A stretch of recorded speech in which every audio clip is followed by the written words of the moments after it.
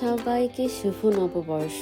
নতুন বছর সবার ভালো কাটুক, আনন্দে কাটুক। আর এটা হচ্ছে সেই ড্রেসটা যেটা মা বানিয়ে পাঠিয়েছে।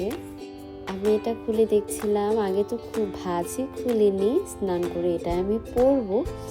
এই তো ফাইনালি আমি চলে এসেছি এটা পরে। আমাকে তো আমার নিজের বেশ ভালো লাগছে। এবার হচ্ছে আমি আমার গোপুকে রেডি করব। আর গোপুর জন্য আমি এর আগে যেদিন মন্দিরে গিয়েছিলাম ওইখান থেকে একটা ড্রেস নিয়ে এসেছি। এবার আমি কটনের একটা ড্রেস নিয়ে এসেছি। আজ এত গরম, আমার মনে হলো এবার গোপুকে কটনের ড্রেসটা পরাবো। ড্রেসটা ভীষণ সুন্দর, আমার তো অনেক ভালো লেগেছে। সাইজটাও ঠিক ছিল, তবে ব্যাপার যেটা হয়েছে গলার দিকটাই একটু ঢিলঢিলে হয়েছে। মানে ফিতাটা যদি একটু উপরে হতো তাহলে বাতলে একদম ওকে হয়ে যেত। তা বাদে ভীষণই সুন্দর লাগছিল আমার গোপুকে। আমি মন্দির থেকে ফুলও নিয়ে এসেছিলাম। ওম ভূর্ভুবঃ স্বাহা। এই তো এদিককার পর্ব চুকিয়ে আমি চলে গিয়েছিলাম চা করার জন্য। চা বসেই আমি প্রথমে মাকে কল দিয়েছিলাম জামাটা পরেছি দেখানোর জন্য, কিন্তু মা কল ধরেনি। তারপরে প্রিয়র সঙ্গে গল্প করলাম, ওর সঙ্গে গল্প করতে করতে আমার চা হয়ে গিয়েছিল। তারপরে ওকে বললাম যে তুই ফোনটা রাখ, আমি একটু আয়েস করে চা খেতে চাই। আমার চা খাওয়ার ব্যাপারে একটু আরাম আয়েস করে চা খেলে আমার ভীষণ ভাল লাগে। আমি বারান্দায় চলে গিয়েছিলাম বসে বসে একটু চা খেতে। তবে ওইখানে আমি পুরোটা সময় বসে থাকতে পারিনি, একেই তো ভীষণ গরম লাগছিল। আর যেহেতু আমি একটু লেট হয়ে গিয়েছি আর আমার বাসা একদম রাস্তার পাশে, আমার আর ভালো লাগছিল না, তাই আমি আবার রুমে চলে এসেছি। আর প্রচুর গরম ছিল। তারপরে রুমে এসে আমি আমার বাকি চা শেষ করি আর তখনও প্রিয়র সঙ্গে গল্প করছিলাম।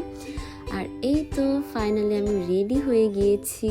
কি যে ভীষণ গরম লাগছিল, শাড়ি পরার পর তো আরো বেশি। বাইরে ওরে বাবারে তো তাড়াহুড়োতে ছিলাম, তার মধ্যে অনেকটা লেট হয়েছে। আর এই ব্যাগপত্র নিয়ে আমার অবস্থা নাজেহাল।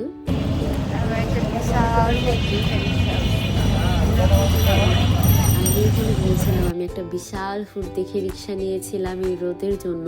তারপর রিক্সায় উঠে যখন ওনাকে ফুট ওঠাতে বললাম তখন উনি বললো ওনার ফুট নষ্ট। আর এটাকে বলে কপাল। আমি আসলে ভিতর দিকটা দিয়ে এসেছিলাম বলে একদম এফডিসির ওই দিকটাই চলে গিয়েছিলাম। ভেবেছিলাম এই দিকটায় আমার তাড়াতাড়ি হবে, কিন্তু এখানেও আমার অনেকটা লেট হয়েছিল। দুইবার বোর্ড চেঞ্জ করতে হয়েছিল।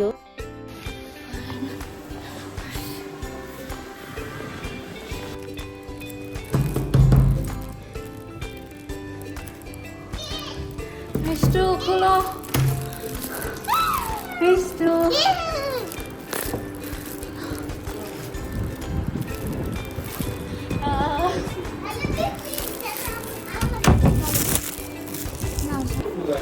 দেখো, এটা আর মিষ্টি পাখি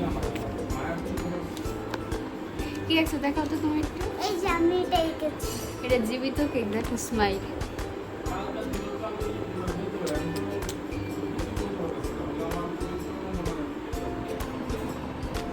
একটু খাবা? এই তো এরপর বৌদির হাতে ইয়াম্মি খাবারে আমি আমার লাঞ্চ কমপ্লিট করলাম। বলাই তো হয়নি, আমি এসেছি আমার বর্দা আর বৌদির বাসায়। এখান থেকে আবার ইউনিতে যেতে হবে, কেননা আমাদের কনভোকেশনের গাউন ওইসব জিনিসপত্র ব্যাগ নেওয়ার আজকেই হচ্ছে লাস্ট ডে। আর আমি এত লেট, সবাই আমার জন্য ওয়েট করছিল। এখান থেকে একটা বাইকে উঠে গেলে আমার তাড়াতাড়ি হতো, কিন্তু আমি শাড়ি পরে বাইকে বসতে পারি না এক সাইড হয়ে। দেন ইউনিতে যাওয়ার জন্য আমি আবার রিক্সাই নিলাম। ভেবেছিলাম যেতে অনেক সময় লাগবে, তবে মামা অনেক তাড়াতাড়ি নিয়ে গিয়েছিল। স্যার, স্যার স্যার স্যার ছেলে নষ্ট করে দেখি স্যার স্যার স্যার মা। এটা হচ্ছে আমাদের আইজান বেবি। ইউনিতে যে প্রথমে আমরা আমাদের গাউন জমা দিতে চলে গিয়েছিলাম। আইজানের মাম্মা, আইজানের মাম্মা, এই যে আইজানের মাম্মা দাও।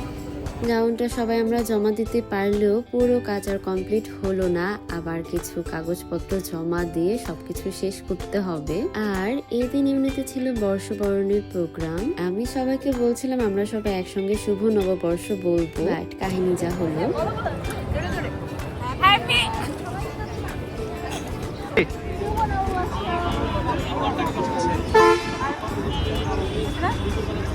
চাপে দিতে এরপর নিদ্রা চলে গেল, অ্যাজ ও অনেকক্ষণ আগে এসেছিল আর ওর বাচ্চাটাও একটু কান্নাকাটি করছিল।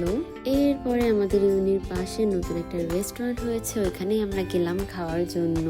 আমাদের সময়কার এখানে একটা নার্সারির মতো ছিল আর চা কফি পাওয়া যেত। এখন দেখছি এই দিকটায় অনেক কিছু হয়েছে, আমার অনেক অনেক দিন এই দিকটায় আসা হয় না। খাবার দাবারের পর্ব চুকিয়ে আমরা ইউনির দিকে গেলাম, ইউনিতে কনসার্ট হবে, তাই আমি সবাইকে বলেছিলাম কনসার্ট একটু দেখবো। আমি অনেক বছর কনসার্ট দেখি না, লাস্ট মেবি 19-এ আমি ছিলাম কনসার্টে, তা বাদে কখনোই ছিলাম না।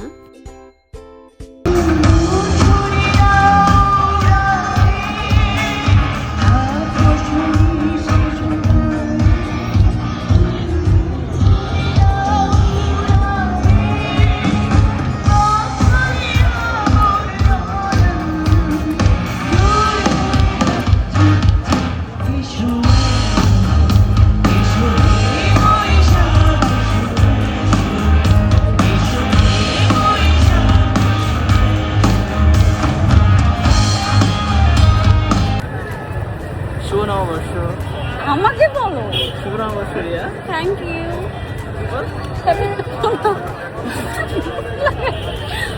শুভ নববর্ষ। ধন্যবাদ। এই তো কিছুক্ষণ গান শুনে তারপর আমরা বের হয়ে গেলাম চা খাওয়ার জন্য।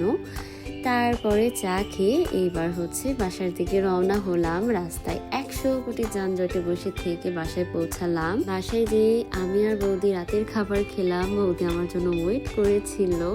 যাই হোক, bye for now, see in the next video. Good night.